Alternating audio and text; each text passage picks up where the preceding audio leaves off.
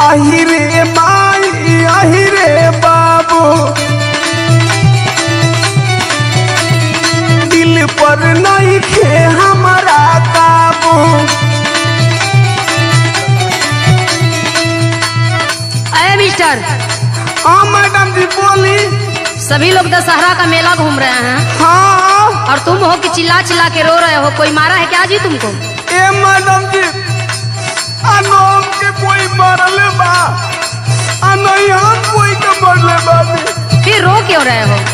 अरे हम जितना दुख में बानी रहुआ के ना बुझाई। अच्छा बताओ तो कौन सी हमारे दुख सुनब रहुआ ना तो फिर छाती फाटने लगी दुख सुन के। अच्छा जरा बताओ तो। हाँ तो सुनी। हाँ बताओ। 9 दिन से जान हमर भइली न पाता। बड़ी दुख की बात है जी।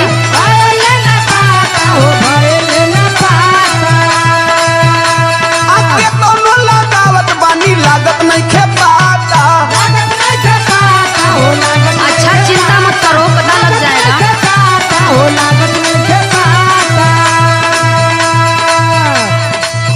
बिया पास बिया नहीं कोनो पागल बिया जी, पागल बिया जी, हमारे के मांगे देवी माई से लभर हमार घर से भागल बिया जी। हमारे के मांगे देवी माई से लभर हमार घर से भागल बिया जी, लभर हमार घर से भागल बिया जी। ए मिस्टर। हाँ जी मैडम जी बोली। एक सवाल पूछ रही हूँ, जरा बताओ तो। अरे हमार दिल जरा तने वो सवाल पूछा तनी पूछी। हाँ बताओ। हाँ बोली। तुझसे प्यार करती है, हाँ जी हाँ, तुझ पे मरती है, हाँ जी हाँ, इनकार करती है ना जी ना। सुनो हाँ जरा उसका पहचान बताओ तो, कैसे पहचानी जाएगी वो? अरे वो का पहचान बताई तो खोज दे। हाँ बताओ। तो सुनी। हाँ बताओ। लाले रंग सुटावा लाले बाबो धनिया, लाले बाबो धनिया हो, लाले बाबो धनिया, लाले बाबो धनिया हो, लाले बाबो धनिया।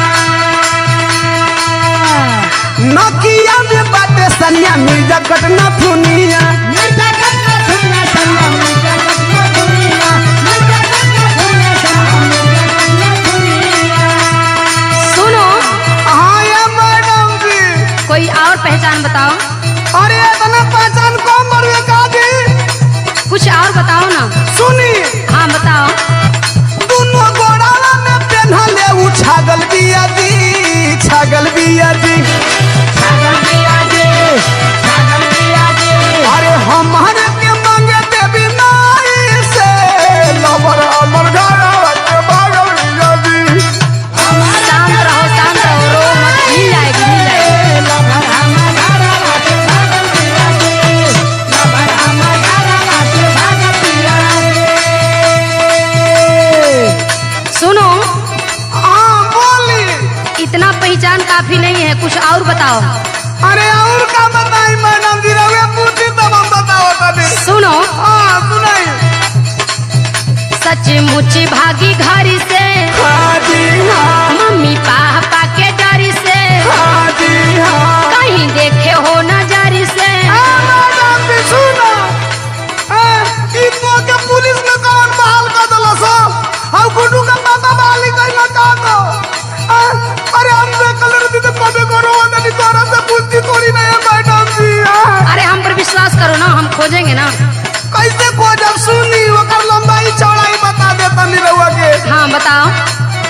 5 फीट 6 इंच बाटे ओकर हाई, बाटे ओकर हाई, हो बाटे ओकर हाई, बाटे ओकर हाई, हो बाटे ओकर हाई। और गार दिया बाटे चेहरा पे लाई, चेहरा पे लाई, ज्यादा खूबसूरत है क्या? चेहरा पे लाई, हो चेहरा पे लाई। भोजपुरी खाटी बोले में छाटल बिया जी, छाटल बिया जी, छाटल बिया जी, छाटल बिया जी।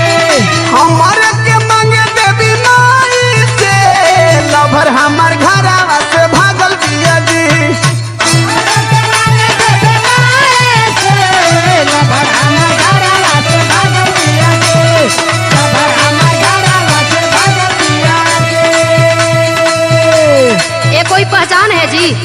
का यहाँ सभी लड़की जो है कि गोर गोर दिख रही हैं।